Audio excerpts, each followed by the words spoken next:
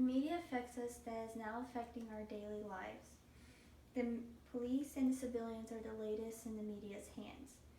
The media is creating a great divide in our country, and everyone is affected in their latest divide. I'm here to talk to you about how the media is affecting our civilians and the cops today.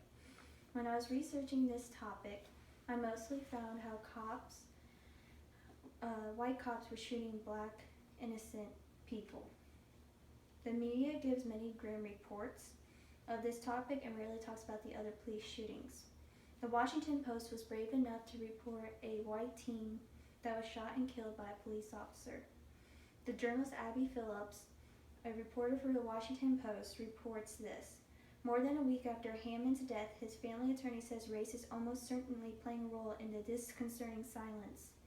The media again is controlling what we see as a nation. A white teen was shot and there was silence on this. The parents are outraged and the headline says so. The headline reads, "His family asks, where is the outrage?" The 19-year-old was shot and killed while he was on a date with a 23-year-old woman who was in possession of marijuana. The sting was set up, and during the sting, the innocent white teenager, Zachary Hammond, was shot and killed during this sting. It isn't just civilians that are affected by this, but the innocent police officers who are doing their job. 10T reported that an Alaskan cop was shot, but the suspect died in the attack. The police officer is suspected to survive, but this one was one of the lucky ones. Just look at the Dallas police this year. 5 innocent police officer lives were taken because of the media is creating racial discrimination. 10T reports it is the second shooting involving an Alaskan police officer in the past month. The uncivil arrests between civilians versus cops are getting out of hand. The mass media is trying to monitor what we see as a nation. The police officer was responding to a thief, and the thief took out a gun and started shooting. The cop did what he was trained to do, and he was shot in the process. The other cop shot at the suspect. The police did try to save the suspect, but failed to do so, unfortunately. Now, Black Lives victims are just as important, but it's quite sad to read this. Julia Craven, a reporter of the Huffington Post, reports a staggering number of how many black people were killed this year, 2016. She reports U.S. police have killed at least 194 black people in 2016. That is a very sad number, and the media only reports these accidents now in the United States of America. These victims had family and friends that cared about them. Some were fathers and mothers.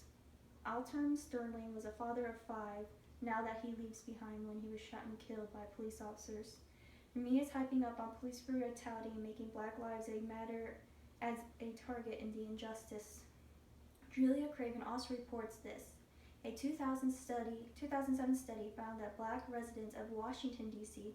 felt that black cops treated them more harshly than white officers did. The media is stirring up stuff that's making mass panic and war in our greatest country. The Dallas police shooting was one of the most horrific things I've seen in my lifetime. Tensions of Black lives brutality made this horrific scene, and the media is the main target to blame. The police were killed by a sniper, and 5 police officers lost their lives that night. They were not meant to die that night. These police officers have protected civilians with the right training and tactics for years. CBS is reporting the aftermath of this horrific event. CBS reports, but nearly 2 months after the shootings, Dallas police have moved to silence critics and squelch lingering questions about the attack. Dallas is fighting back against critics and the media.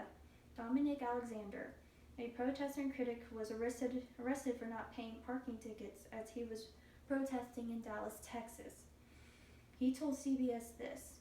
It would be a failure to the lives lost if we don't continue. The issue still exists, and they can act like they want to heal, but then ignore the issues. Most of the articles about how the police officers are now arresting black protesters. Nothing about how sad to lose 5 police officers that night that have done nothing to deserve this. The media is working here and showing who they think should be sorry for. A brave young man saw this coming 3 years ago about the influence media has over society. M.A. McGaw posted an article on how the media's influences on society. In the article, he clearly states in the first sentence, in the last 5 decades or so, the media and its influences on society has grown exponentially with the advance of technology. He blames technology as the reason mass media is gaining more and more power today. He also states we have to put our trust in the media as authority to give us news, entertainment, and education. However, the influences of mass media on our children and teenagers and society is big, and that we should really know how it really works. The media is shaping how our future generation is coming, how they should think and how they should act. The uprise of protests, the Black Lives Matter, and police brutality is one way media is shaping them. Just look at this year's election as well. The mass media wanted Hillary to win, so badly they kept posting ads about her, attacking Trump online and on television, and how Hillary's deleted emails were no big thing. But in the end, Trump won. The mass media right there was trying to brainwash the population with their influences on first-time voters and veteran voters. The media is trying to show us that Black Lives Matter are the victims and that the cops are trying to kill every single one of them. The mass media is the enemy, not us. One way to prevent the power of mass media is by the power of social media. Social media has the power to overthrow the media because it's made up of all the good people of America. We can band together and work on a solution that shows there is no racial discrimination in America today.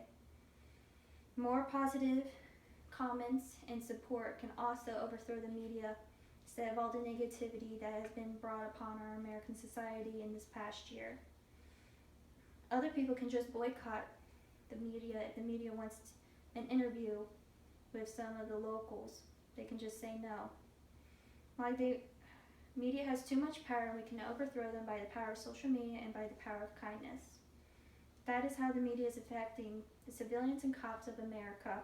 Mass media needs to be brought down or America's going to lose. Media has way too much power and needs a power check. We must stand together if we're going to win this war against the media.